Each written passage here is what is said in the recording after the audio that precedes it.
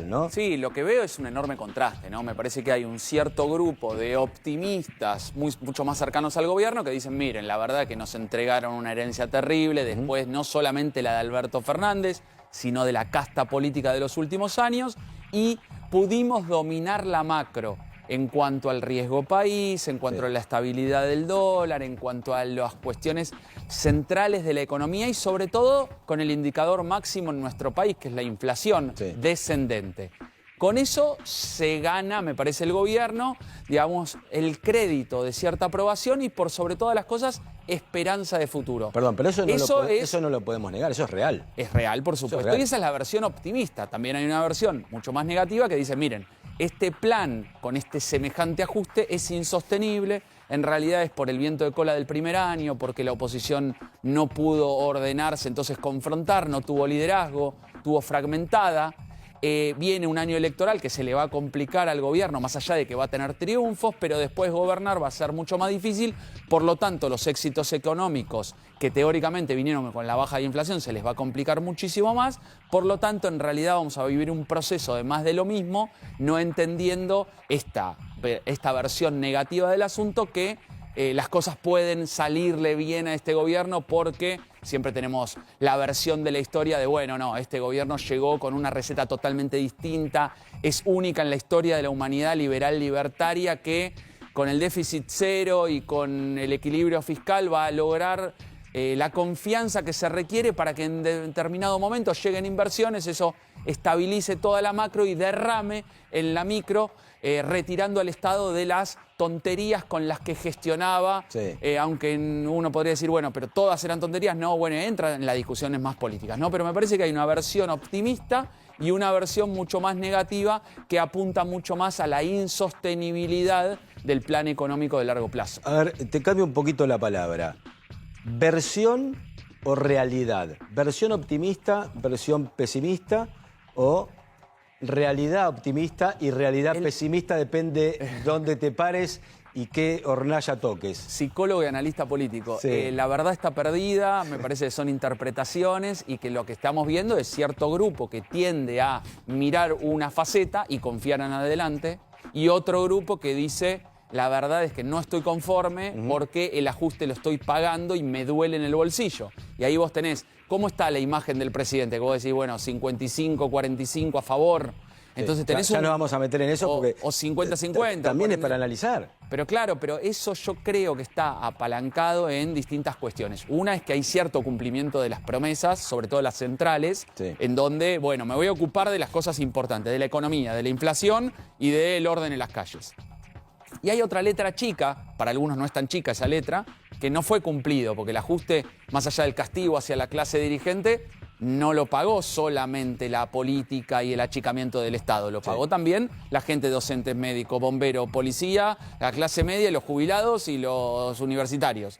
Entonces digo, me parece que en tanto y en cuanto ese ajuste que lo vivimos muchos argentinos, también tenga esa, digamos, esa correlación con la casta política y sea castigada, como lo prometió el presidente, va a haber de alguna manera una confianza entre que lo dicho es parecido a lo hecho y entre que lo hecho es parecido a lo dicho. Por lo tanto, uno podría decir, hay una cierta aprobación y una venia, un siga-siga hacia adelante. Ya nos vamos a meter con eso. Es lógico que sean esto en el primer año. Ya nos vamos a meter con eso en un rato. El apoyo que es muy similar al 54-55% que lo votó en segunda vuelta y que le dio la derecha de que de alguna manera ponga en práctica una receta experimental en un país que las recetas anteriores parecen no haber funcionado porque el informe también muestra de que hay deudas, no importa la cuestión partidaria en este caso.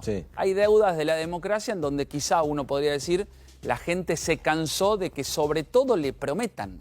Le digan no porque te vamos a cumplir. Entonces puede ser que con este modelo sea diferente, pero quizá solamente es una hipótesis, hay muchas personas dentro de este porcentual del 53% de aprobación que dirá, bueno, la realidad es que yo prefiero que Milei castigue a aquellos que no me cumplieron las promesas en el pasado. Y esto no es solamente un tema de Alberto, Cristina, el peronismo, sino más bien de una cantidad de gobiernos de quizá la última uno podría decir desde el retorno de la democracia o de la última década, que trasciende la cuestión de un partido del otro. Creo que es algo distinto, por eso también la lógica de elegir a alguien que viene por afuera de la política,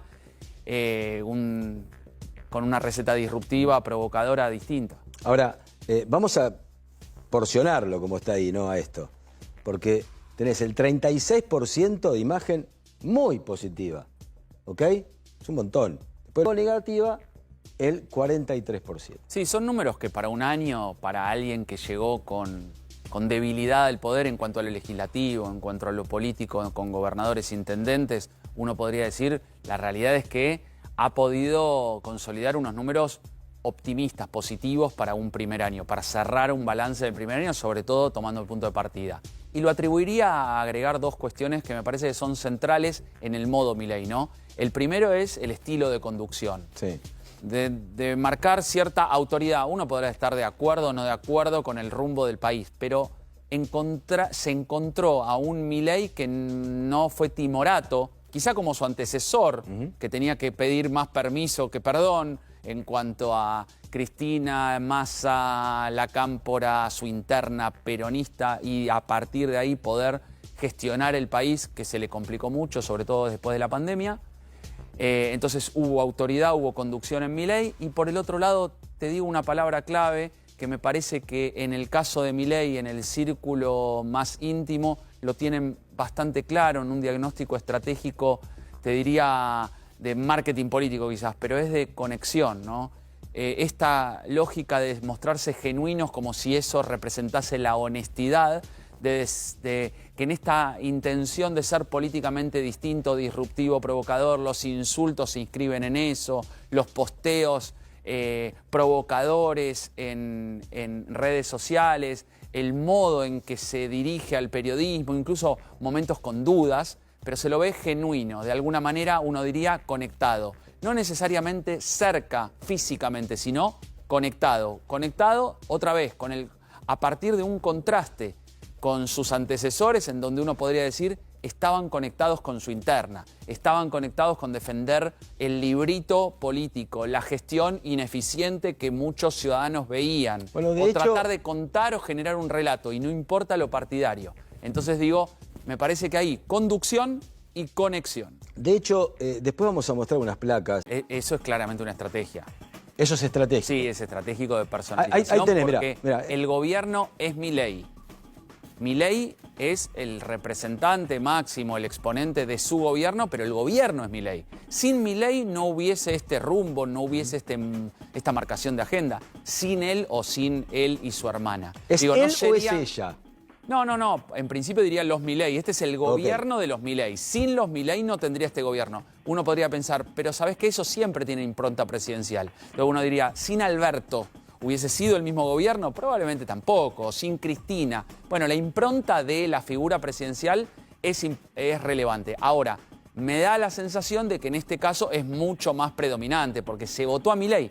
De hecho, cuando salen a declarar otros a su alrededor en la campaña, él pierde en las generales caudal de votos, porque el candidato y ahora el presidente es la figura central de Javier Milei y su estilo, mostrándose en esta lógica de ser genuino, pero sobre todo en lo principal, castigando a la casta política. Se confía de alguna manera en que él va a castigar no a la herencia, no al último gobierno, a la casta política que nos dejó a la Argentina en esta posición que se veía en el informe. Y a los que vamos a ver ahora, ya que te tenemos acá, sabemos que te quedás hasta las 11 igual, pero no importa. Siempre. Aprovechamos un poquito. 11:15 estoy, que es parte de la etapa 2 de la estrategia. El primer semestre fue de confrontación pura y dura. Guillermo Francos aparece en la jefatura de gabinete para aprobar la ley que era ómnibus y se transformó en la ley bases y lo logra. Y a partir de ahí hay una lógica un poco más política. Yo creo que ahí el gobierno establece lo que en ese momento se llamó la estrategia dual. Milei es, por un lado, el que no negocia, el que no cede, el que va a insultarlos, el que es la garantía del rumbo y que impone agenda con Adorni. Y por otro lado, creo que está Guillermo Francos, que negocia hasta altas horas de la noche en el mismo momento y en la misma declaración cuando el presidente dice nosotros no negociamos, este gobierno no negocia nada. pero Franco se está negociando con el teléfono. No, en realidad negociamos. No, no quiso decir tal cosa. Claro, bueno, es el que apacigua. Entendelo un poquito y demás. Ahora, es un estilo, es la forma, lo tiene que hacer así. Hay algo que a mí me llama poderosamente la atención y es Luis Caputo, ¿no? El mejor economista, ministro, bueno, ahí está. Dicho por Milei, el mejor economista, ministro de Economía de la historia de la República Argentina y el mundo. Primero, la baja en la inflación existe. Por lo tanto, en realidad el resultado llega. Entonces, él puede decir que es Superman, Batman y Robin juntos. Sí. Y uno podría decir, bueno, está bien, lo dice porque en realidad obtuvo este resultado positivo. También déjame decirte una cosa más. El presidente en su estilo discursivo tiene momentos en que se sobregira, yo creo que a propósito, para imponer agenda. Cuando él dice, yo soy el presidente junto a Donald Trump más importante vivo de la historia del libertarismo mundial o de la figura referente más importante del mundo, uno podría decir, bueno, ¿por qué está diciendo semejante cosa? Porque yo pensaría que no. Pero él creo que tiene un estilo, a propósito, si me quiero poner en muy minucioso, digo, no, en realidad fue una estrategia pensada, no sé si fue tanto así, pero sí me parece que hay un estilo de sobregirar el mensaje para marcar una señal, para imponer agenda, para que se debata sobre el tema y para explicitar algo del rumbo. Y también tiene un correlato con la oposición, ¿no? Matarle la posibilidad de imponer cualquier tipo de discusión. ¿Cómo vas a discutir, digamos, ante la lógica de si Trump y Milei son las dos principales líderes del mundo? Entonces digo, quedás atado a algunos que digan que sí, otros que digan que no, otros que digan que es ridículo. Se termina discutiendo sobre el tema, entonces le es muy difícil. Pero esa confianza en sí mismo también lo llevó a la presidencia, ¿no? Sí, yo creo que... Y a la tapa de Time, por ejemplo. Sí, el hecho de estar todo el tiempo, digamos, sobregirado, ser en el discurso, pero también en lo estratégico comunicacional, ser muy disruptivo y muy provocador.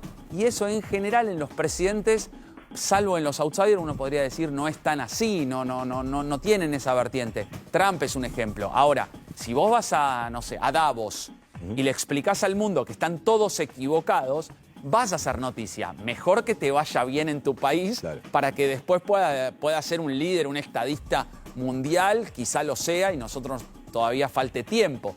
Pero eso creo que es una de las claves, que todavía no se sabe si, como decía Milei, la diferencia entre el loco y el genio. Bueno, será loco o será genio de acuerdo a los resultados y al paso del tiempo. Gabriel Slavinsky, analista político, psicólogo de billetera y libro abierto para que nos explique la realidad económica y política.